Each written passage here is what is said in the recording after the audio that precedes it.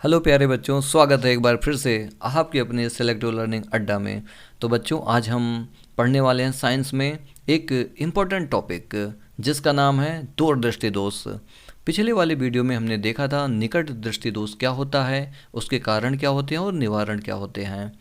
वो वीडियो भी हमारे एग्ज़ाम के लिए बेहद इम्पोर्टेंट है और ये वीडियो भी एकदम से बेहद इम्पोर्टेंट है, वेरी वेरी इम्पोर्टेंट।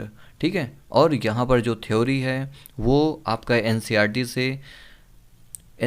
से दिया गया है, जो आपके लिए और आपके बोर्ड के लिए बेहद इम्पोर्टेंट है। तो बच्चों, आइए समझते हैं दूरदृष्टि दोष क्या होता है। स्टार्ट करने से पहले अगर हमारे इस चैनल पर आप नए हैं तो आप ज़रूर इस चैनल को सब्सक्राइब करें और अपने दोस्तों में ज़्यादा से ज़्यादा शेयर करें, जिससे आपको एक बेहतर कंटेंट मिलता रहे। तो प्यारे बच्चों, आज हम देखने वाले हैं दूरदृष्टि दोष क्या होता है। देखिए, यहाँ पर भी जैसा नाम है वैसा उल्टा काम है। दूरदृष्टि दोष का मतलब ऐसे लग रहा है कि दूर की वस्तुएं नहीं दिखाई देती होंगी और पास की दिखाई देती हैं, जबकि उल्टा है। ठीक है, तो यहाँ पर आप ध्यान रखिए, दूरदृष्टि दोष में क्या होता है, दूर की वस्तुएं एकदम से स्पष्ट दिखाई देती हैं, एकदम क्लियर दिखाई देती हैं, लेकिन जब हम पास की वस्तुएं देखते हैं, ठीक है, तो मुझे वो नहीं दिखाई देती हैं, नहीं दिखाई देती हैं। जैसे आप स्टडी करते हैं तो आपको है ना पढ़ने में समस्या हो सकती है, तो समझ जाना आपको कौन सा दोष है, दूरदृष्टि दोष है। लेकिन अगर आप दूर की वस्तुएं देखते हैं, ठीक है, अगर आप कुर्सी पर बैठ करके अपने दरवाजे पर लिखी हुई चीज़ें अगर आप पढ़ लेते हैं, तो समझ जाइए वो आपके पास जो दोष है वो दूरदृष्टि दोष है। ठीक है, मतलब दूर की दिखाई दे रही है, लेकिन पास की जब हम देखते हैं, किताब नहीं पढ़ पाते हैं, तो वो कौन सा दोष है, दूर दृष्टि दोष है। लेकिन निकट दृष्टि दोष में क्या होता है, जब हम पीछे बेंच पर बैठे होते हैं और ब्लैक बोर्ड पर या वाइट बोर्ड पर है ना ट्यूशन में पढ़ते हैं या क्लास में पढ़ते हैं, तो वो चीज़ें मुझे नहीं दिखाई देती हैं, तो वो आपका क्या होता है, निकट दृष्टि दोष होता है। क्या होता है, निकट दृष्टि दोष होता है। तो ऐसा ही कुछ है इसमें। देखिए, आप ये एक नेत्र है, ठीक है, जब ये एक सामान्य दूरी तक, ठीक है, दूर की वस्तुएं जब ये देखता है तो इसको एकदम क्लियर दिखाई देता है। मतलब इसका इमेज जो है ना कहाँ पर बनता है, रेटिना पर बनता है। अच्छा, यहाँ पे क्या हो रहा होगा, तो आप ध्यान रखिए, यहाँ पे जो सिलेरी मसल्स है ना, वो लेंस को पतला कर चुका है। जब पतला होता है तो उसकी फोकस दूरी बढ़ जाती है। क्या होती है, बढ़ जाती है।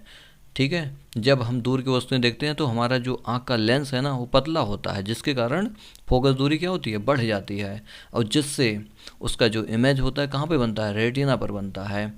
अब क्या हुआ, सिलेरी मसल्स ने धोखा दिया। ठीक है, जब हम पास की वस्तुएं देखने चले तो सिलेरी मसल्स काम नहीं किया, यानी कि उसे लेंस को क्या करना चाहिए था, मोटा कर नहीं पाया, फोकस को एडजस्ट नहीं कर पाया, और वही फोकस रह गई। ठीक है, बड़ी वाली फोकस। तो इसलिए इसका जो फोकस बिंदु होता है इस रेटिना से बाहर की तरफ होता है, इस रेटिना से दूर होता है। ठीक है, तो ऐसे दोष को हम क्या कहते हैं, दूर दृष्टि दोष कहते हैं। तो आप यहाँ पर ये जो थ्योरी है आप इसको नोट कर लें, और यहाँ पर मैं एक बार और आपको समझा देता हूँ।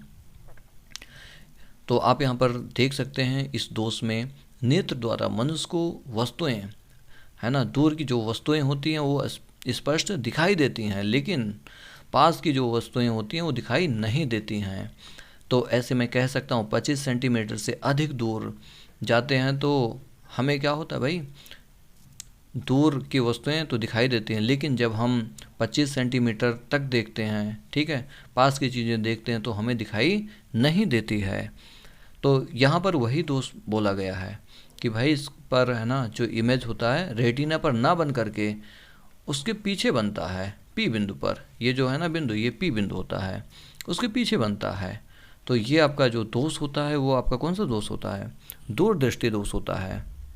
अब आइए समझते हैं कारण क्या है इसका। तो प्यारे बच्चों, इसका जो कारण है वो बहुत आसान है। ठीक है, नेत्र लेंस की वक्रता का क्या हो जाता है, कम, और जिसके कारण फोकस दूरी क्या होती है, पतली हो जाती है। फोकस दूरी बढ़ जाती है, पतली नहीं। लेंस इसमें पतला होता है। ठीक है, जब लेंस पतला होता है तो ध्यान रखिए उसकी फोकस दूरी क्या होती है, बढ़ जाती है, और जब मोटा होगा, देखिए जब मोटा होता है और पतला होता है तो यहाँ पर आप देख सकते हैं दोनों का अगर कर्व पार्ट बनाए तो ये जल्दी से सर्कल बना लेगा ये वाला लेंस, ठीक है।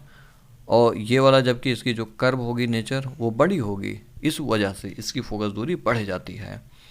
और ऐसा हो पाने में ना इनकी जो दूरी होती है गैप कम हो जाती है जब हम पास की वस्तुएं देखते हैं तब, ठीक है। तो इनका जो व्यास होता है क्या होता है, कम हो जाता है इस पूरे गोलक का, ठीक है। तो ये भी एक कारण है। अब इस चीज़ को है ना दूर करना है इस दोष को, तो हम क्या करेंगे भाई, देखिए यहाँ पे क्या था, जब लाइट आकर के इस नेत्र लेंस पे पड़ती थी ऐसे समांतर, ठीक है, जब हम पास की वस्तुएं देखते थे, ठीक है, जब दूर की देखते थे तो एकदम एग्जैक्ट कहाँ पर बनाता था, रेटिना पर। लेकिन अगर हम पास वाली वस्तुएं देखते हैं ये वाली, ठीक है, तो इसका जो इमेज है ना दूर बनता है, कहाँ पे बनता है, दूर, ठीक है। अब आप देख रहे होंगे ना इस लाइट को मुझे बटोरना पड़ेगा, समेटना पड़ेगा, तो आप उस लेंस का नाम बताइए जिससे हम लाइट क्या कर सकते हैं, समेट सकते हैं, थोड़ा सा बटोर सकते हैं। तो उस लेंस का नाम आपका क्या है, उत्तल लेंस। कौन सा लेंस है, उत्तल लेंस। तो यहाँ पर हम क्या यूज करेंगे, उत्तल लेंस को। जी हाँ, यहाँ पर हम यूज किसका करेंगे, उत्तल लेंस का। तो देखिए इसके निवारण में हमने यूज किया उत्तल लेंस को। जब हम दूर की वस्तुएं देखते हैं तो यहाँ पे मुझे कोई प्रॉब्लम नहीं है, लेकिन जब पास की देखते हैं तो ये उत्तल लेंस क्या करता है, जो यहाँ से लाइटें निकलती है ना उनको बेंड कर देता है, थोड़ा सा झुका देता है, और बाकी का काम हमारे आँख का जो उत्तल लेंस है वो काम कर देता है, जिसके कारण इसका इमेज कहाँ पर बनता है रेटिना पर बनती है। तो आई होप आपको यहाँ तक समझ में आया होगा। तो यहाँ पर वो सब सारी बातें लिख रखी हैं। इस दोष को दूर करने के लिए एक ऐसे उत्तल लेंस का प्रयोग करते हैं जो दोषित नेत्र से 25 सेंटीमीटर की दूरी पर रखी वस्तु से चलने वाली किरणें उत्तल लेंस से अपवर्तन के पश्चात निकट बिंदु एन से आती हुई प्रतीत होती हैं। कहाँ से आती हुई प्रतीत होती है, एन से, ठीक है। इसी तरह वस्तु का प्रतिबिंब रेटिना पर बन जाता है और नेत्र को वस्तु स्पष्ट दिखाई देने लगता है। तो आपको शायद यहाँ तक समझ में आया होगा।